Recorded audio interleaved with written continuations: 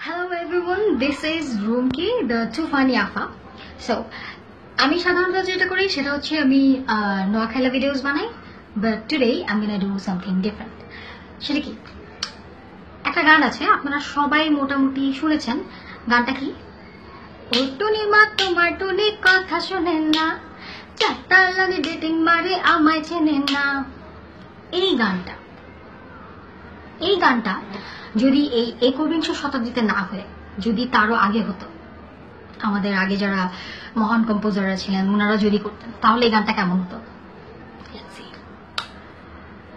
First of all, এই গানটা যদি আমাদের বিশ্বকবি রবীন্দ্রনাথ ঠাকুর যদি এই গানটা করতেন, উনি কিভাবে করতেন?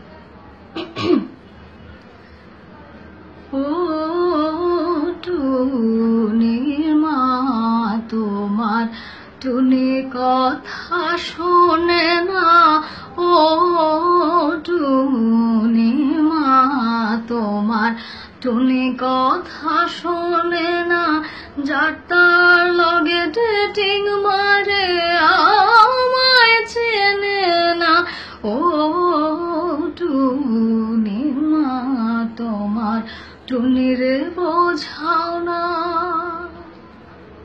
ওকে, এইবারে এই গানটা যদি আমাদের বিদ্রোহী কবি কাজী নজরুল ইসলাম গাইতেন, তিনি কিভাবে গাইতেন? ও টুনির মা তোমার টুনিরে বোঝাও না, ও টুনির মা টুনি যাটা লাগে ডেটিং মারে আমায় চেনে না, ও টুনির মা টুনিরে বোঝাও না। ওকে, সো এই গানটা যদি মানে লালন সাকেত, আমাদের সাইজি, উনি যদি গাইতেন তাহলে কেমন হতো?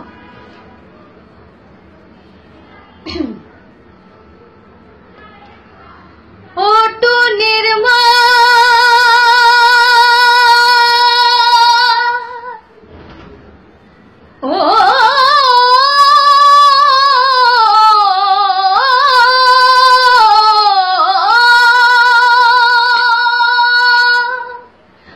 ও টুনির মা তোমার টুনি, ও টুনির মা তোমার টুনি কেন কথা শোনে না, ও টুনির মা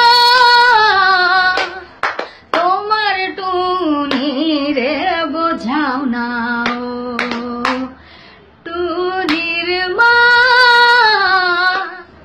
তুমি টুনিরে বোঝাও না। ওকে, এইবারে এই গানটা যদি আমাদের সবার পছন্দের হাসান, উনি যদি গাইতেন তাহলে উনি কিভাবে গাইতেন?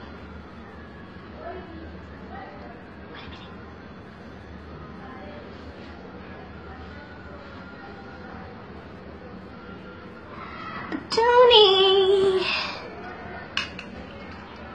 টুনি কথা শোনে না, টুনি কাছে আসে না, টুনি মা টুনিরে বোঝাও না, ঘুম আসে না, আসে না, টুনি ঘুম আসে না। ওকে, এইভাবে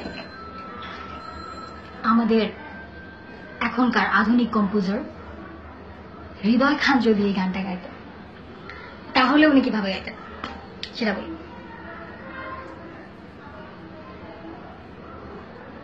ও টুনি মা তোমার টুনি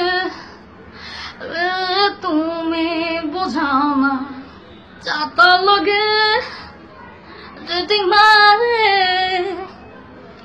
আমার চেনে না, ও টুনির মা টুনিরে বোঝাও না, আমার কাছে টুনির সব ভালো লাগে না, ও টুনির মা টুনিরে বলো না, আমি কিন্তু তার whatever.